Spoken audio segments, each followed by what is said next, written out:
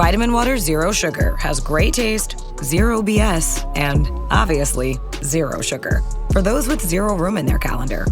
Zero patience for slow walkers. Those who get 0 hours of sleep on a Saturday night. Have zero filter, zero given, and zero interest in grabbing a plain, boring water. Grab a delicious Vitamin Water Zero Sugar today. Raise the rudders! Raise the sails! Raise the sails! Captain, an unidentified ship is approaching. Over. Roger. Wait, is that an enterprise sales solution? Reach sales professionals, not professional sailors. With LinkedIn ads, you can target the right people by industry, job title, and more. Start converting your B2B audience today. Spend $250 on your first campaign and get a free $250 credit for the next one. Get started today at linkedin.com/campaign. Terms and conditions apply.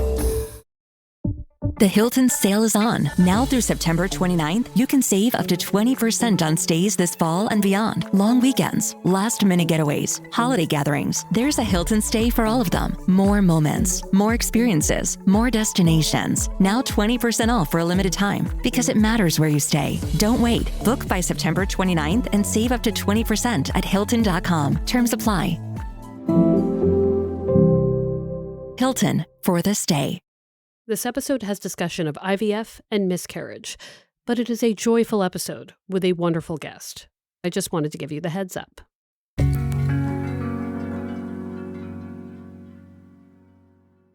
Growing up in rural Oklahoma, Kristy always wanted to be a mother. I always wanted kids. I knew I always wanted kids. I loved kids. She knew how her family did things. The plan was simple: love, marriage, baby carriage. I am easily a hopeless romantic, or at least was my childhood, I would say. I have parents that are middle school sweethearts. They've never dated anyone else. And in fact, my mother's parents were like grade school sweethearts. And if you want to know how like storybook my grandparents' story is, my grandpa rode a horse to school and would come pick up my grandma and take her to school. So I come from a long line of romantics, you could say. But Kristy's story winds up being not so linear. It's not as simple as dating, falling in love, getting married, and then having children.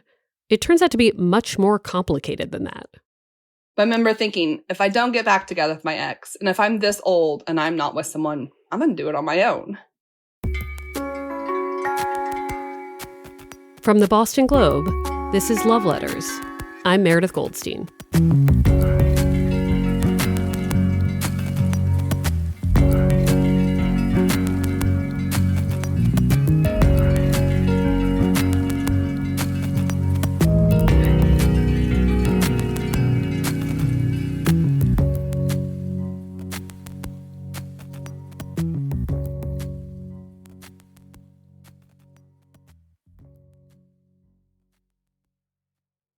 I know I've mentioned this, but for those who aren't aware, I have never wanted kids. I used to wonder if the feeling might grab hold of me one day, but it never happened. That said, I've been surrounded by women who wanted children. I've had many long conversations with friends about whether they'd be open to having kids alone if they didn't find a partner. I've had some ambivalent friends who kind of wanted kids, but wondered if kind of was enough. Once, I was in New York City and met up with a friend, and she was like, "Hey, this is weird, but I'm about to go to an egg freezing information session with a doctor. Want to come?" And I said, "Sure." So I went in with her, and the doctor absolutely thought we were a beautiful gay couple. We were not. But that day, I learned all about what he called the reproductive train, which he said is in full power, sitting in the station with eggs until you're about 35. Then he said it leaves the station. Then at 45, it parks in another place. That reproductive train. Choo-choo. My friend, the one who was getting the information, was single at the time. She was thinking of freezing her eggs just in case she wanted to have kids when she was older and met someone to do it with. But she did think, maybe this is something I'll wind up doing alone. She was thinking she could always find love after having a kid if she wanted to. It didn't have to go in one particular order. That makes me think about Kristy, a teacher who we're going to call by just her first name today to protect her identity at work. Kristy has a great appreciation for romantic love, but also knows how to make family choices without it. She sent us her story, and I wanted her to tell it, because it's all about being flexible about the plan and the timeline. To start, despite Kristy's family finding love in her small Oklahoma town, Kristy does not. The dating pool where she grows up is basically a puddle. I'd met previous boyfriends before. There was nothing ever too serious. I had a boyfriend in high school that lasted about a year.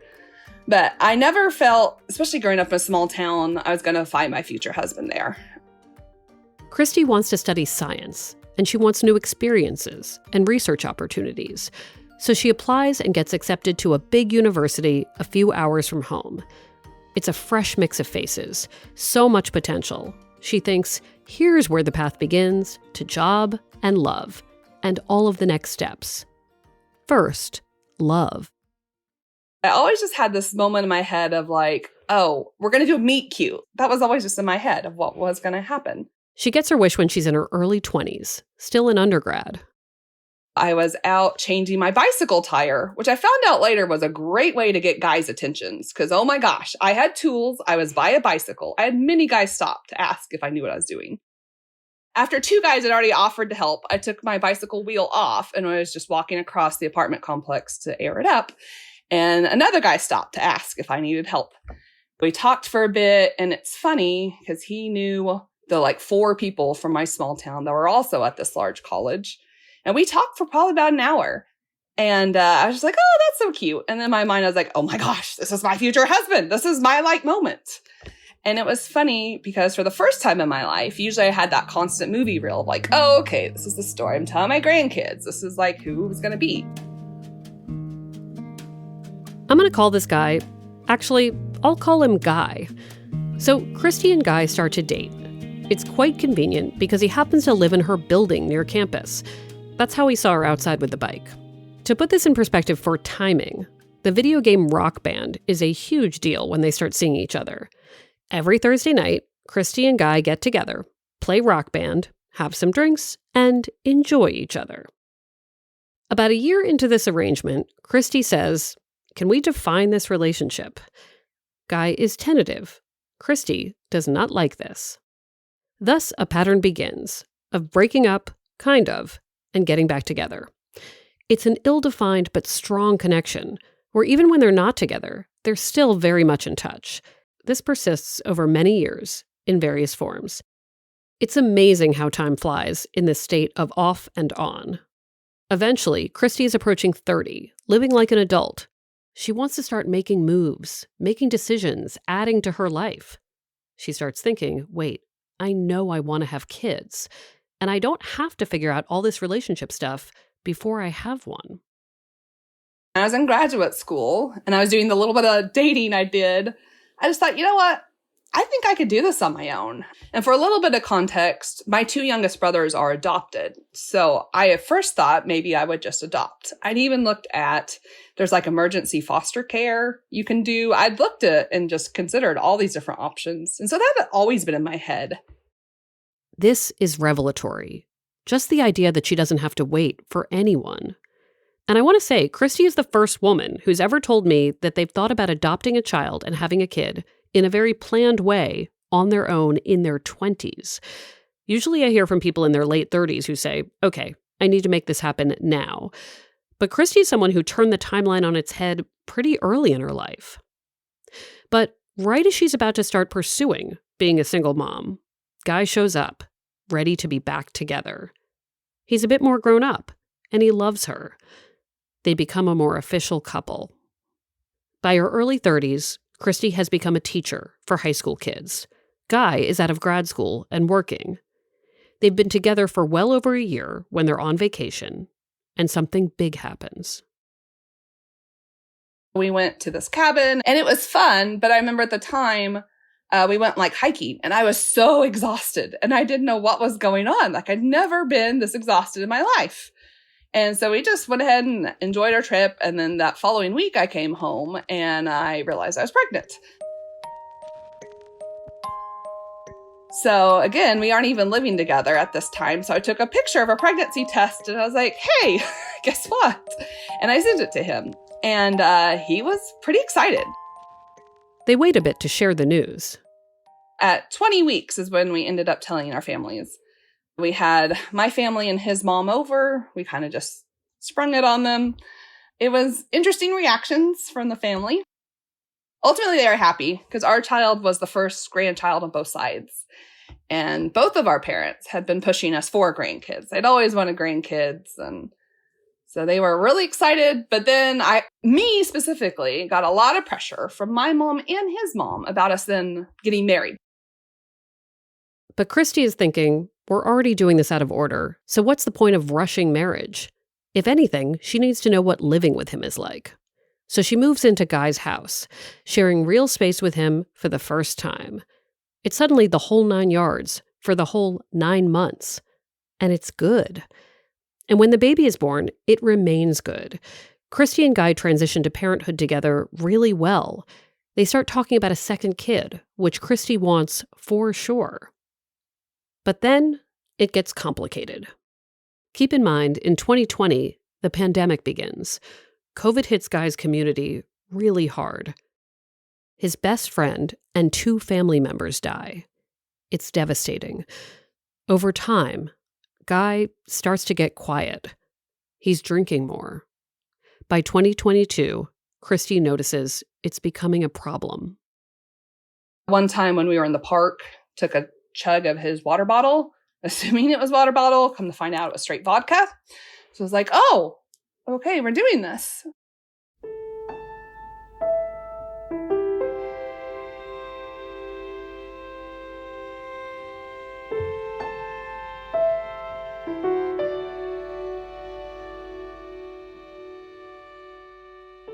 Pretty soon, Kristy no longer feels that it's safe for her and her daughter. So she leaves and gets her own apartment early in 2023. She's juggling a 3-year-old and figuring out who she is on her own. Her parents are a wonderful support system during this. After about a year, Kristy starts to feel like herself again, with a new routine. But she thinks about the fact that she wanted at least another child. And this is when her daughter, who has always wanted a sibling, gets more persistent about the same thing. She loved the idea, especially of having a little sister. So she would bug me a lot about wanting a little sister or talking about having a baby sister. So it was actually very painful when we had first left because I was all on my own. I was dealing with my own heartbreak and my new reality. And here is a 3-year-old hounding me to have a baby. 3-year-olds can be precocious. And my little child, being my little child one time, asked for my age. And I told her, I don't even remember when this was. It was some point in the last 3 years. And she said, Mom, that's close to 40. You can't have a kid. And so I was like, great. My child is now also commenting on my biological clock. And I don't even know where she got this 40 number from. But I was so floored when she's like, she's telling me I'm 40. I'm like, thank you. But her daughter isn't wrong. Kristy starts to think about it. The clock is ticking. I knew I wanted my child to at least have one more sibling. She thinks, okay, I guess the next step is meeting someone new, to date them, and then make a baby with them. No pressure. She tries dating apps, but she quickly realizes it might take longer to find someone than she'd be willing to wait. I don't know if I'm just extremely picky. I mean, I probably am to a degree. Again, there was just no one terribly interesting. I'd found a lot of the people available were either single dads as well, or there were a lot that didn't want more kids. And when Kristy's honest with herself, finding romance is not her first priority. Having the second kid is the first priority. So I was just coming to this conclusion. If I wanted another child and I wanted it to be my biological child, I might as well do it on my own. So that just pushed me into this idea, well, let's just do IVF. In the summer of 2024, Kristy looks into in vitro fertilization. Her mother is worried at first. Her concern is really that if Kristy has a second kid on her own, she'll be less dateable, less likely to find love. She's thinking about odds. What I tried to explain to my mom is I'm a single mother, whether I have one child or two. And she tried to tell me she thought dating would be easier with one child. And I was like, well, maybe. But again, I'm still a single mom, no matter what. And so it just seemed like just the most obvious, logical choice for me. What does Kristy do next? How do her choices affect her love life? More when we come back. I want to tell you about a show I've been binging lately. It's called Sorry I Missed This. It's about navigating life and finding happiness with ADHD, which I do not even have, but I do have 15 other problems that make it hard for me to do and focus and be kind to myself. This podcast takes that on with humor, empathy, and expert guests. There are fantastic episodes about dating with ADHD and how having ADHD can affect relationships. I loved a recent one about how to be a better listener. Host Kate Osborne has ADHD and a background in sex ed, so she gets what we talk about here. So many of us are overtasked and distracted, and then we feel like we're treading water with everything and everyone. Try Sorry I Missed This, calm yourself, and enjoy wherever you get your podcasts. You may have heard of HelloFresh. They send chef-crafted recipes and fresh ingredients right to your door. But this summer, they've leveled up in a big way. HelloFresh is bigger, healthier, and tastier. Let's start with bigger. HelloFresh has doubled its menu. That means 100 options every single week, from seasonal dishes to global flavors. Then there's healthier with high-protein recipes and veggie-packed meals. I will tell you I ate lots of good broccoli in a recent HelloFresh meal. And of course, tastier. HelloFresh now delivers steak and seafood recipes every week at no extra cost. I love using HelloFresh, and you will too. The best way to cook just got better. Go to hellofresh.com/loveletters10fm now to get 10 free meals and a free item for life. One box with active subscription, free meals applied as discount on first box. New subscribers only, varies by plan. That's hellofresh.com/loveletters10fm to get 10 free meals and a free item for life. Love Letters is brought to you by Hers. Hers knows that everyone is talking about weight loss drugs and the price of weight loss drugs. They know it's hard to believe that these drugs can actually be accessible. Hers wants to make the process simple, supportive, and entirely online so you can start strong and stay strong from wherever you are. Hers provides access to both oral medication kits and GLP-1 injectable options, with oral medication kits starting at $69 per month with a 10-month plan when paid up front. Plus, your personalized treatment ships for free directly to your door. You can start your free online visit today at forhers.com/loveletters. That's forhers.com/loveletters for your personalized weight loss treatment options. forhers.com/loveletters. Weight loss by Hers is not available everywhere. Compounded products are not approved or reviewed for safety, effectiveness, or quality by the FDA. Prescription required. See website for full details, important safety information, and restrictions. Actual price depends on product plan purchased.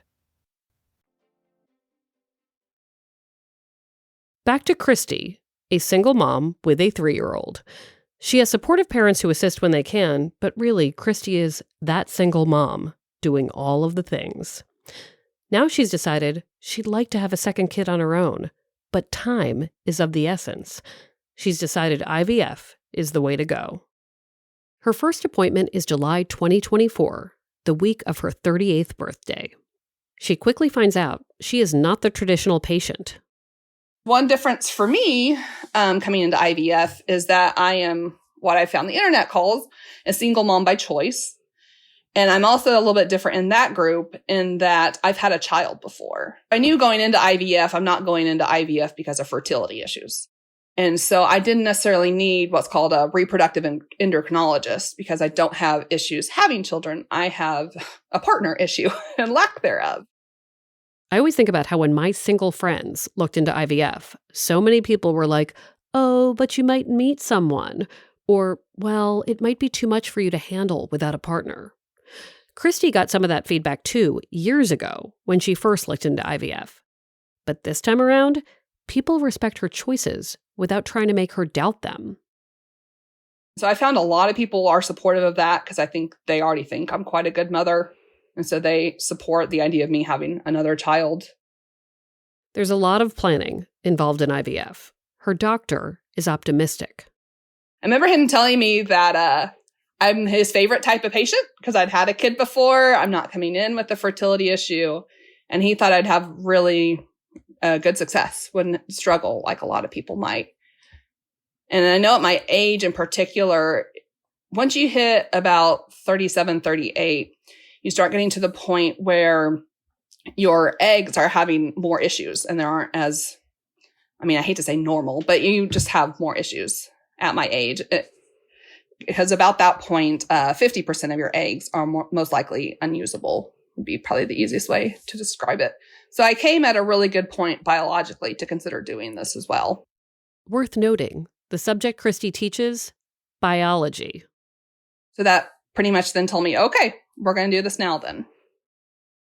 One of the first decisions Kristy has to make is one of the most important. Because of her partner issue, she needs to pick a sperm donor. I had really looked at sperm donors really early on because it's just a little weird, for me at least, to conceptualizing having a child with someone I didn't know. Because I'm not having like a one-night stand explicitly, but in some ways it feels like I am. I don't know this man. I don't even officially know his name. When dating and mating in the wild, you fall in love and get what you get. But in doing IVF, Kristy can choose which factors in a partner are most important to her. It's quite a variety of choices people make on how to come up with who they want as a sperm donor.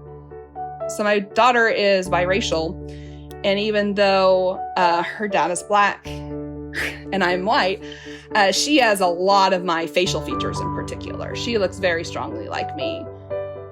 When I was picking who I'd want for a sperm donor, in a way, I really wanted my next child to look a lot like my own child, if possible. And so I was looking through different donor banks. I ultimately decided I was going to pick sperm from a Black donor. And if you know anything about sperm banks, which maybe the average person doesn't, like anything, there's not a lot of options for Black donors, just like anything. And so I had mixed feelings about that. But again, I'm already kind of in this game. I'm raising a mixed child. And so I felt comfortable for myself picking a Black donor. And it narrows down your search quite a bit when you put that as a filter. And this one looked a lot like my ex. And I really had to think about that because in some ways that would probably up the chances of my child then looking like my potential child, looking like my current child. There are also these intangible things that call out to her about who she wants her kid to be. I do remember he loves swimming, and I have always loved swimming. And so that just really stuck out to me because he talked about really loving swimming and just it almost being athletic as well as kind of meditative. And I just thought he seemed like very self-aware. And there was just a lot when I read his personality. I was like, okay, I could see that. Because it's kind of weird. It's not like you're dating this person, but at the same time, you kind of want someone that would be someone you'd pick. Because I think so much personality, I do think, comes from DNA ultimately. So I was like, I want to pick someone I think I'd at least be friends with, or someone that makes sense to me. There's a blur of appointments and tests. And then, in January of 2025, it's time for the egg retrieval. And just to be clear, Kristy isn't freezing eggs. She's freezing embryos with the donor's sperm. So the egg retrieval is honestly the hardest part on your body. And through this process, it's actually a little bit funny. So part of why my parents ended up adopting is my parents had fertility issues after the first 2 kids. And I came to find out my mother did IVF, which I kind of vaguely knew because I was like a grade schooler, but I didn't know a lot about that process. And so it's funny because my parents have been very supportive and very helpful of me through this journey. And so I've ended up talking to my mom and dad both quite a bit about their own experience with IVF. Her parents really get it. Kristy's dad goes with her to support her at the egg retrieval. She gets 22 eggs on her first try, with 13 fertilized and 7 embryos. That's a lot for the average IVF round for Kristy's age. Once she has those embryos, there are a few weeks where they do things like genetic testing. In mid-March, she starts more shots, part of the lead-up to the embryo transfer. Kristy gives these shots to herself at home. Sometimes her daughter watches as Kristy gives herself the shots. My biggest decision was when and how to tell my child about this whole thing. Because again, one of my biggest things for my daughter is I don't want to make promises I can't keep. And obviously, sometimes you make promises and things go awry, despite what you're trying to do. So I decided early on I was not going to tell my child till my first trimester. for any of this. She doesn't know anything's going on. She sees me like giving myself shots. I just tell her, I'm not sick. I'm just trying something the doctors want me to try. Somehow that's been okay with her. She likes to watch me give my shot sometimes, and sometimes she's just over it, doesn't care. And then the transfer itself. This happens May 2nd, 2025. Another big, really anxious part of IVF is what's called the 2-week wait. So after you do the embryo transfer, you wait 2 weeks before you go back and have a pregnancy test. The doctor will do a sonogram and see if the embryo, as the community usually says, stuck. So if the embryo is there and growing and developing. Kristy said she had a feeling pretty soon after her transfer that it had worked. I had symptoms pretty early on. The tricky thing about the 2-week wait, though, is you are taking a lot of supplementary hormones. And so you're going to feel pregnant from those hormones, if nothing else. So I waited, I think, about a week. But I went in and it had worked. I had really good numbers, in fact. So I ended up all of May then having a successful pregnancy.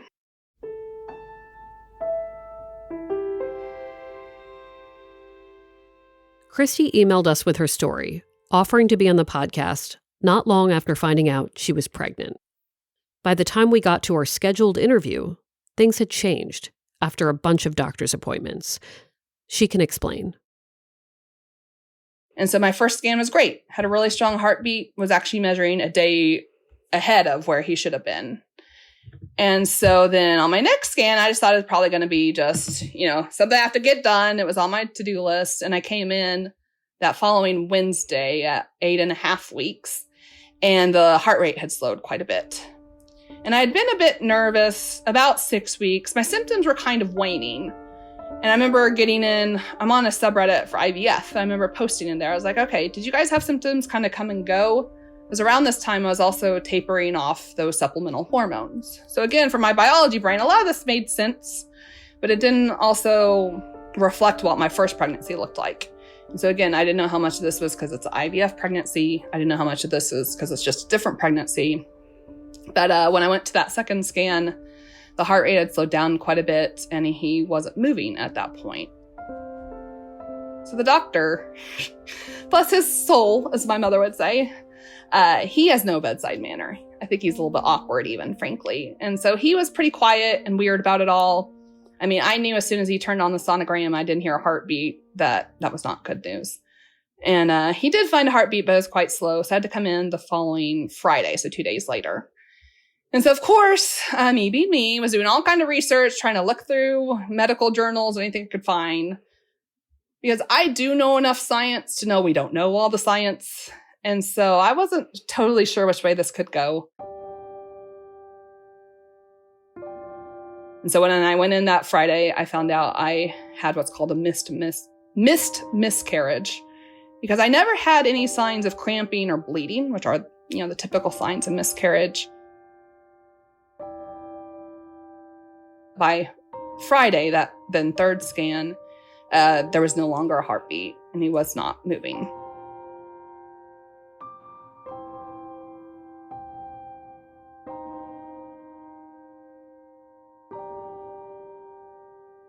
Kristy said one big place of support is on Reddit, specifically in subreddits where she can bond with other people and figure out how this can go.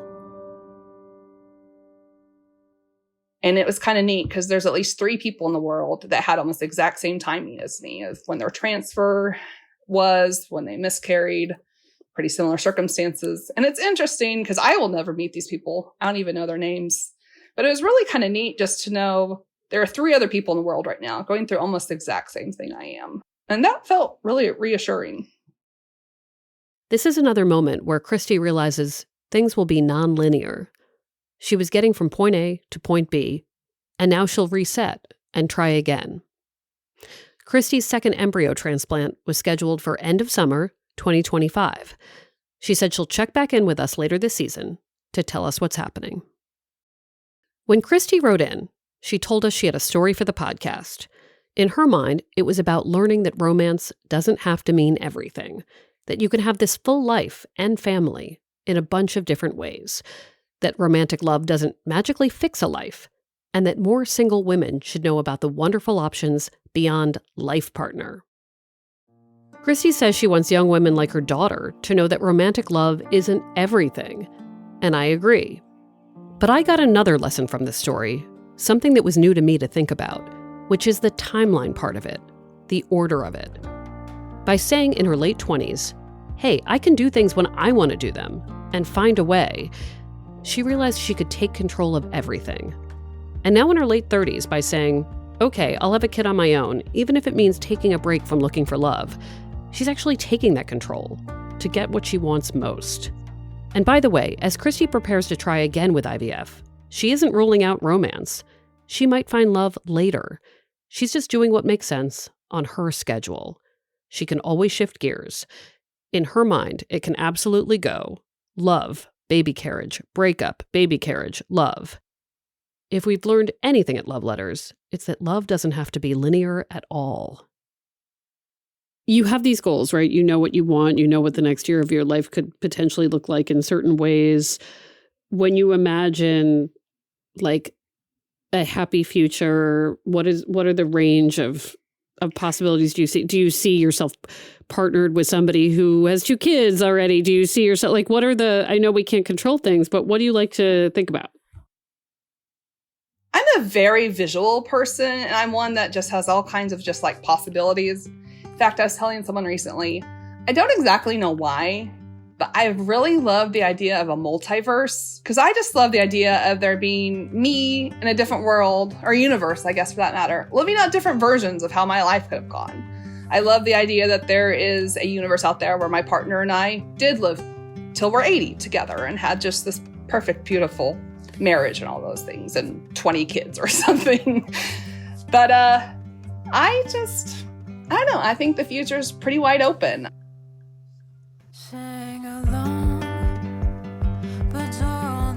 Love Letters is a production of the Boston Globe. Our producer is Christina Hanatu. Our executive producer is Kristen Nelson.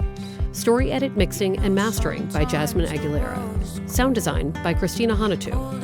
Special thanks to Nancy Barnes and Linda Henry. Remember, Love Letters is also an advice column. Send any questions about dating, divorce, marriage, singlehood, whatever, to loveletters@boston.com. Find our newsletter at boston.com/Meredith. And if you like the show, please leave us a review. I also love that you got the diagnosis of hot young ovaries. Well, I kind of did that myself, but the more and more I read, I was like, huh. You're like, I look good, but check out these guys. Yeah. I'm Meredith Goldstein. Thanks for listening. One and only.